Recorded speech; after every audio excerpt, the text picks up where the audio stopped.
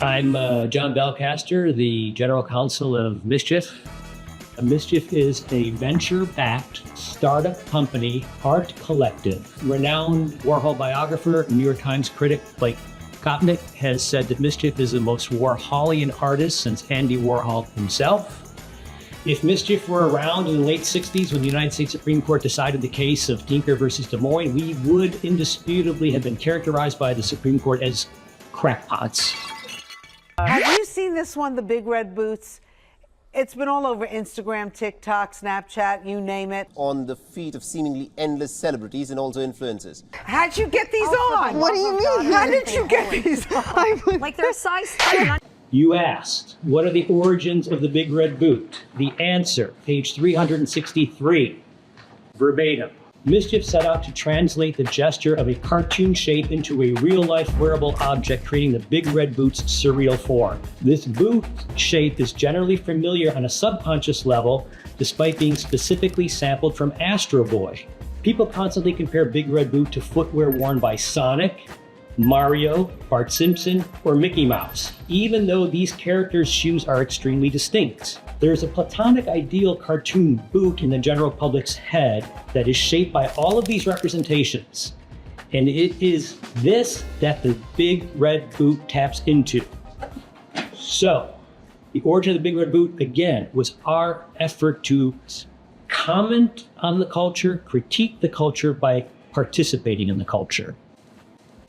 End of chapter 1.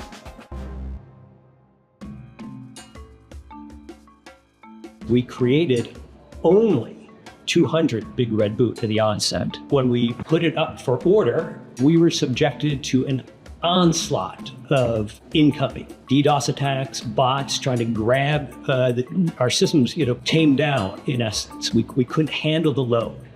Began trying to track infringing usage, unauthorized usage. Anytime it was brought to our attention via, an Instagram post, other social media posts that found others claiming in some ways that they were the source, I did a search for a service provider that could help us do that. It turned out that Mark Vision was a firm that was going to suit our needs better than the incumbents. Now, why is that? Given the scale of the knockoffs, it became pretty clear early on when we were doing our diligence that we needed somebody that had, in essence, a machine to help us do it.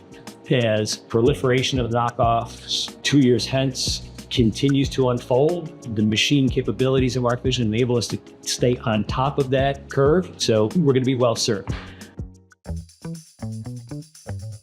See the iconic Coca-Cola bottle shape, and you say, that is a Coca-Cola product. You see the iconic teardrop outline of a candy in a foil wrapper, and you immediately say, that's a Hershey Kiss product.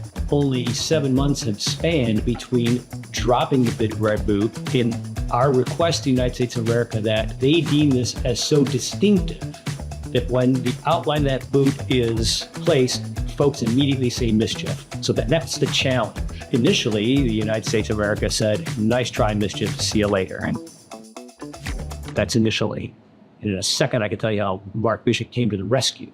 But you have to ask me a question about that first. Mark Vision helped us develop data on the number of such knockoffs that were out there, who was doing the knockoffs, and provided a robust report with all kinds of granular data. And then that report was submitted to the USPTO, and honest to goodness, became a principal ingredient of ours to have the USPTO rethink and reorientate itself as to how an applicant such as Mischief could meet the threshold test of a demonstration of acquired distinctiveness.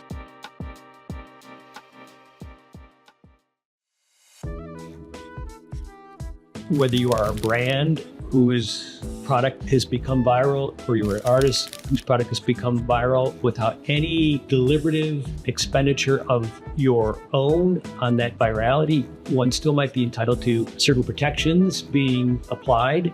If you need any help on that, I would look first to the folks that we look from, and that's Mark Vision.